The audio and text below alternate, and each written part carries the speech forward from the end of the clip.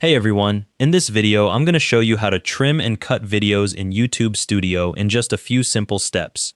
Start by clicking the pencil icon on the video you want to edit. Then click on Editor in the left sidebar. The Video Editor page loads with your video displayed in the preview window.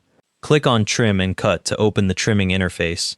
Drag the right handle on the timeline to shorten the end of your video. The new video length displays above the timeline. Keep adjusting the trim handle until you reach the length you want. The new video length updates to show 27 seconds. Click Save to apply the trim to your video.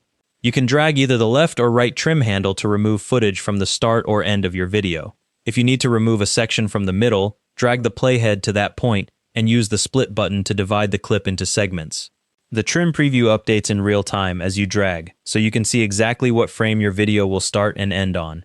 Your original video file stays intact. YouTube Studio saves the trimmed version as a new edit you can revert at any time. And that's how to trim and cut videos in YouTube Studio. Thanks for watching, hope this helped.